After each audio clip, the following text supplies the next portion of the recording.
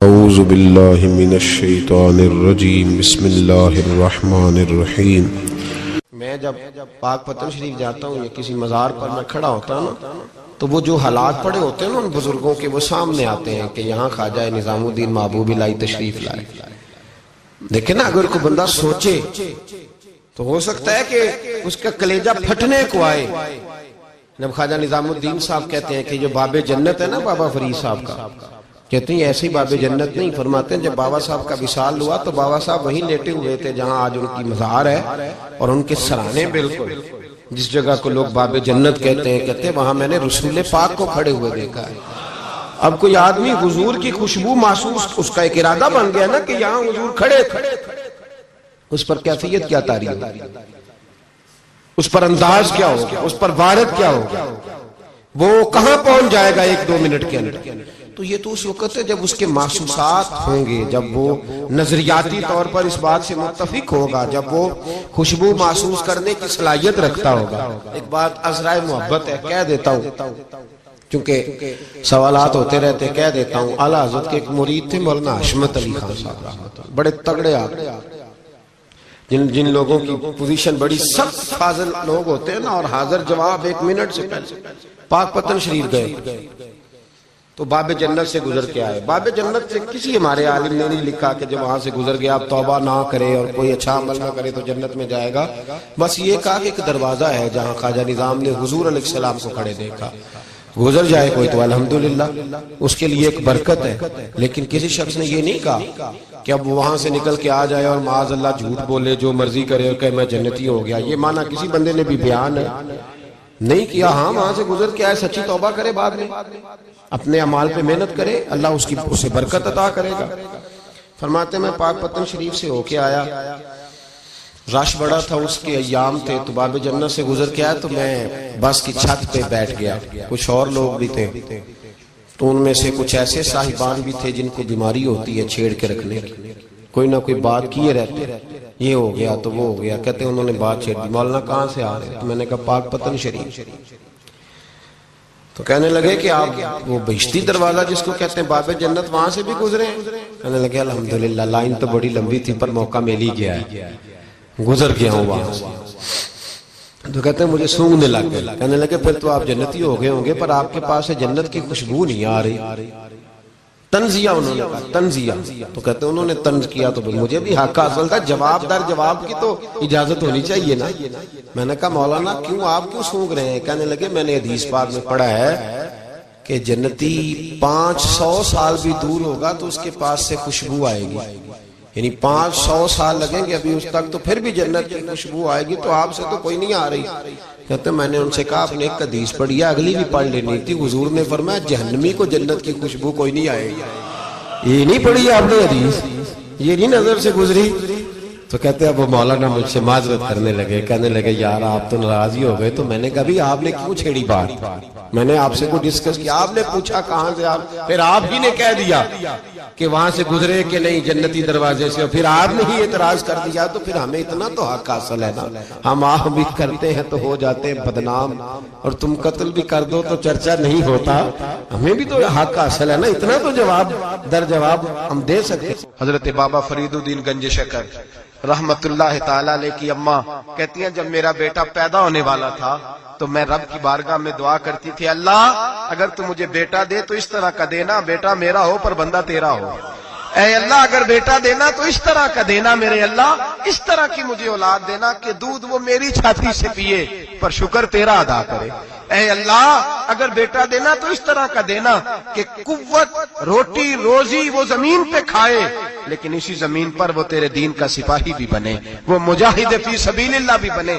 حضرت بابا صاحب کہتے ہیں مجھے شکر پسند تھی، اماں بڑے جتن کرتی ہے بیٹے کے لیے، بڑا کچھ کرتی ہے، تو بیٹے روٹی ٹائم پہ کھانا فلاں کا، کہتے ہیں مجھے شکر پسند تھی، میری اماں سردیوں کے ٹھنڈے موسم میں اٹھ کے میرے لیے پانی بھی گرم کرتی، مصلی بھی بچھاتی اور پھر ایک پڑیا شکر کی بنا کے میرے مصلی کے نیچے بھی رکھتی، کہتی بیٹا نماز پڑھے تو اللہ شکر دیتا ہے۔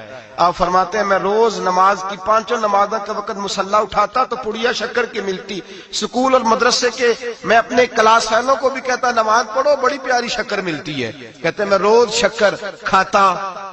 ایک سویرے فجر کی نماز میں اماں نے وضو تو کرایا، مصلی بھی بچھایا، پر دیہات کی وہ سادی بیوی جس کا سارا کام بھی خلوص پہ مبنی تھا، جو آکسفورڈ سے پڑھی ہوئی تو نہیں تھی لیکن آداب ممتا اسے سارے آتے تھے، جو کسی یونیورسٹی کی سند یافتہ تو نہیں تھی لیکن بیٹے کے ساتھ کس طرح کا رویہ اختیار کرنا ہے یہ سارا اسے پتا تھا۔ کہتے ہیں سادی اماں نے سارے کام کیے لیکن شکر رکھنا بھول گئی۔ بابا صاحب کہتے ہیں میں نماز پڑھنے لگا تو ماں نے یہ بھی بتایا تھا کہ نمازی کے آگے سے نہیں گزرتے، نمازی کے آگے نہیں ہوتے۔ اب اماں کہتی ہے میں مجبور ہوں، درس بھی میں نے دیا ہے، بھول گئی ہوں، اب شکر رکھنے جاؤں گی تو پردہ کھل جائے گا۔ ایک کونے میں لگ کے ماں روئی، بیٹے کی شفا کے لیے نہیں، بیٹے کی نوکری کے لیے نہیں، بیٹے کے اچھے مستقبل کے لیے نہیں، ماں روئی، آنسو بہے تو کہتی کیا ہے، اے اللہ میں اسے اپنے آگے جھکانے کو جتن تھوڑی کرتی تھی، تیرا بنانے کا جتن کرتی تھی۔ اے اللہ مہربانی فرما، میری پردے داری کر، اگر راز کھل گیا تو میرا فرید نماز نہ چھوڑ جائے۔ بابا صاحب کہتے اماں تڑپتی رہی اور میں نے نماز پڑھ کے مصلی اٹھایا، پہلے پڑیا ہوتی تھی اب تو پورا دریا شکر کا بہ رہا ہے۔ فرماتے ہیں میں نے وہ اٹھائی، شکر کھائی اور میں نے چیخ کے کہا اماں جلدی آج بڑی لذیذ ہے، آج شکر کوئی انوکھی ہے، اور آج تو کمال شکر دی ہے میرے اللہ نے، ایک پڑیا کی جگہ پورا دریا بہ رہا ہے۔ بابا صاحب رحمت اللہ علیہ فرماتے ہیں میری اماں آئی اور میری اماں نے بازو کھولے تو ماں کی ممتا ہی بتاتی ہے کہ اللہ کی رحمت کس طرح کی ہوتی ہے۔ کہتے میں نے اماں کے سینے سے لگا تو اماں رو کے کہنے لگی بیٹے پہلے میں شکر دیتی تھی، آج شکر بنانے والے نے شکر عطا فرمائی ہے۔ ساری زندگی پیشانی سے سجدے کا نور نہیں گیا، ساری زندگی وہ لذت عبادت نہیں گئی، اس لیے کہ استاد نے ڈنڈے سے نمازی نہیں بنایا تھا، اس لیے کہ پیر صاحب نے یہ کہہ کہ نمازی نہیں بنایا تھا کہ نماز پڑھو گے تو روٹی میں برکت ہو جائے گی، اس لیے کہ علامہ صاحب کا وہ بات سن کے ہم نمازی نہیں بنے تھے کہ جس نماز میں بتایا جاتا ہے کہ بیماریاں ختم ہو جائیں گی نماز پڑھنے سے۔ اماں نے رب سے جوڑنے کے لیے نمازی بنایا تھا۔ ساری زندگی بابا صاحب کہتے رہے اٹھ فریدا ستیا چاڑو دے مسیح، چل ہن اٹھ فریدا ستیا چاڑو دے مسیح، او تو ستا ہے رب جاگدا تیری ڈاڈے نال پرید۔ ساری زندگی نماز کی ٹریننگ دینا، اپنے بچوں کو اپنے رب سے جوڑنا، اپنے بچوں کو اللہ کے ساتھ ان کا تعلق بنانا، ان کو رب والا بنانا، انہیں رسول پاک کا غلام بنانا، یہ ڈیوٹی ہے ماں باپ کی۔ ایک بہت بڑے محدث ہیں، اتنے بڑے محدث ہیں کہ میرے نبی کریم کی مسجد نبوی میں وہ حدیث کے استاد رہے، حضرت ربیعہ بن عبد الرحمن نبی پاک کی مسجد نبوی میں حدیث کے استاد ہوئے، اور حضرت حسن بصری جو جناب علی کے شاگرد ہیں وہ بھی حضرت ربیعہ کے شاگرد ہوئے، حضرت امام مالک جو 70 سال تک مدینہ اور مکہ میں حدیث پڑھاتے رہے وہ بھی حضرت ربیعہ کے شاگرد ہیں۔ ان کے والد کا نام تھا عبد الرحمن فروغ۔ تاریخ بغداد میں لکھا ہے کہ بنو امیہ کے دور میں تابعین کے زمانے میں جناب عبد الرحمن بن فروغ گھر سے چلے گئے، ایک روایت ہے بچہ چھوٹا تھا، ایک روایت ہے بچہ ابھی ماں کے پیٹ میں تھا، جہاد کرنے چلے گئے۔ اس دور میں یہ جہاد ہوتا تھا کہ ایک علاقہ فتح کیا تو مسلمان اگلے علاقے میں چلے گئے، اگلا فتح کیا تو اگلے علاقے، ایک کے بعد دوسرے لوگ پلٹ کے نہیں آتے تھے۔ حضرت عبد الرحمن گئے 30,000 دینار بیوی کو دے گئے، کہنے لگے سنبھال کے رکھنا، اور جہاد کرنے نکلے تو 27 سال تک گھر نہیں آئے، اور 27 سال کے بعد آئے تو حضرت ربیعہ محدث بن چکے ہیں، مسجد نبوی میں حدیث کے استاد ہیں، بیٹا بہت بڑا شیخ بن گیا۔ واپس آئے، ہاتھ میں نیزہ ہے، کالی داڑھی تھی ساری سفید ہو گئی، وجود بڑا تگڑا تھا، کمزوری آ گئی، آئے نیزہ پکڑا ہوا ہے، گھوڑے پہ بیٹھے ہیں، مدینہ منورہ میں گھر ہے، دروازے پہ دستک دی، حضرت ربیعہ نے دروازہ کھولا، اندر داخل ہونے لگے تو کہنے لگے بابا تو کدھر گھستا آ رہا ہے؟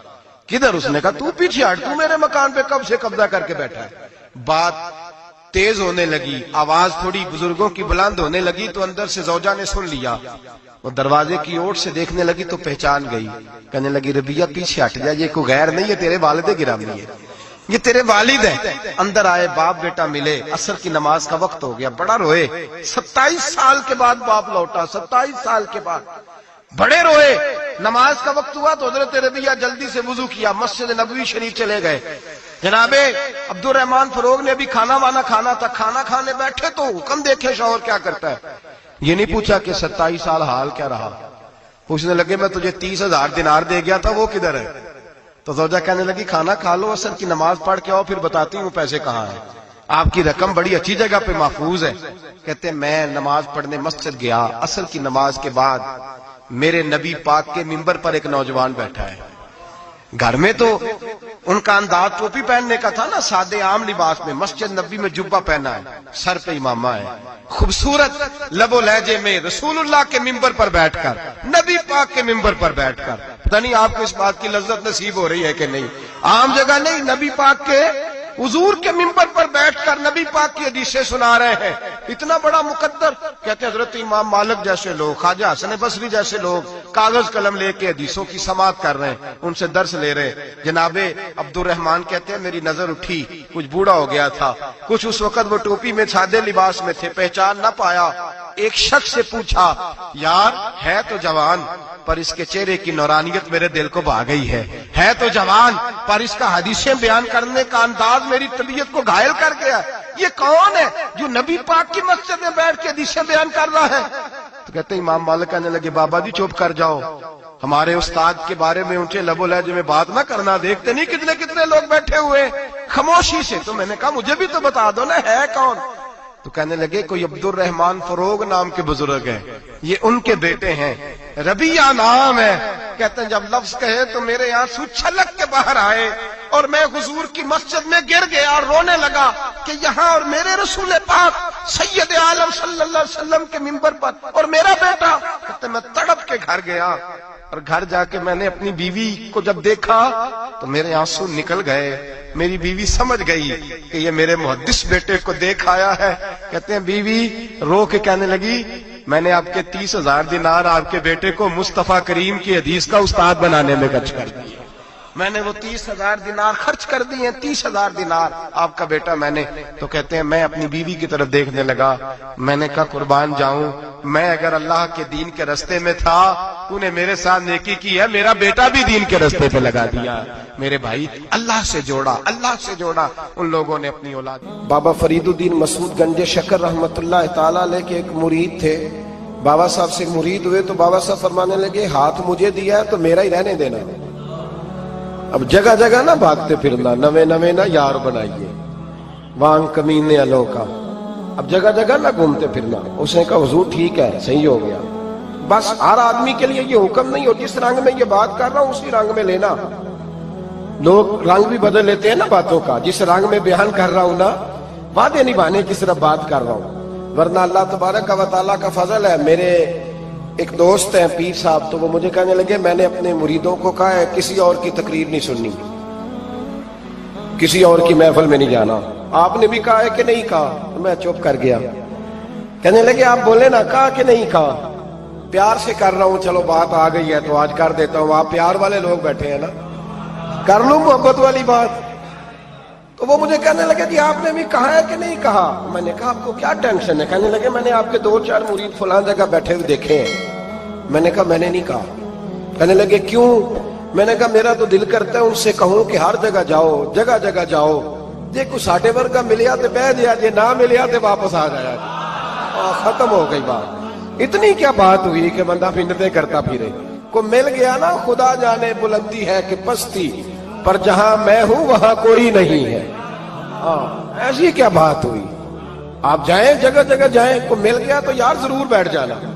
وہ شاہ عبد العزیز دباغ رحمت اللہ تعالی علیہ کے پاس کچھ لوگ مرید ہونے آتے تھے تو فرمایا کرتے تھے بیٹا 1-1.5 مہینہ رہو، کوئی چیز مل گئی تو رہنا، نہ ملی تو کہیں اور چلے جانا۔ آپ کو باندھ کے تھوڑا رکھنا ہے، اگر کسی کو کہیں اور سے خیر ملتی ہے تو ہمیں کیا اعتراض ہے؟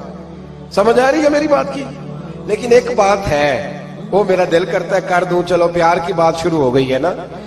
کچھ بندے ایسے ہوتے ہیں جن کی ذمہ داری ہوتی ہے کہ بھئی تو نے نہیں کہیں اور جانا، ختم ہو گئی بات، تو ادھر ہی رہے۔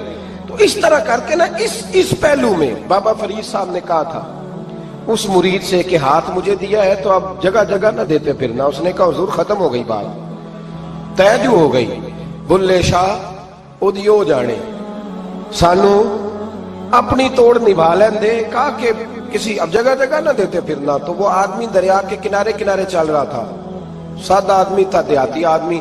یہ بہت پڑھے لکھے لوگ کئی دفعہ پوری باتیں نہیں مانتے, ناراض نہ ہو جانا پڑھے لکھے بندے. اور کئی میں نے ایسے دیکھے ہیں بیچارے بالکل ان پڑھ ہے پر جیسا کہہ دو نا ویسا کر جاتے ہیں. یہ پڑھے لکھے مجھ سے ناراض نہ ہو جائیں, چلو 2-4 ڈگریاں میرے پاس بھی ہیں, سمجھ لے میری طرح کے پڑھے لکھے جلدی نہیں مانتے.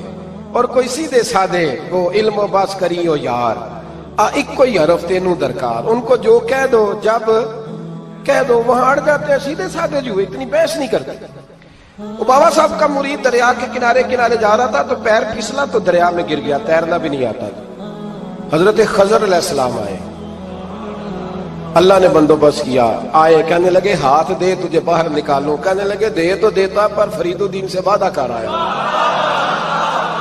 وہ دے تو دیتا پر وعدہ کر لیا ہے, بلے شاہ او دی او جانے, سانو اپنی توڑ نبھا لیں دے. انہوں نے کہا جناب کیا مطلب؟ فرمانے لگے مجھے مطلب کا نہیں پتا.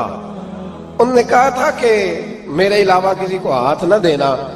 تو وہ شخص کہنے لگا کہ ڈوب کے مر جاؤ گے, خودکشی اسلام میں حرام ہے. تو کہنے لگا وہ سادہ آدمی تھا, کہندا اس مسئلے دا بابے فرید نو نہیں سی پتا. اس گل کیوں کیتی سی؟ اس کو نہیں پتا تھا کہ ڈوب کے مر جاؤں گا. اس کو کہنا چاہیے تھا پابند کر, جا اسے جا کے بتا مرنے لگا ہے تیرا مرید, جاؤ اسے جا کے بتا, اسے کیا مرنے لگا ہے. اس نے وعدہ نہیں کیا تھا.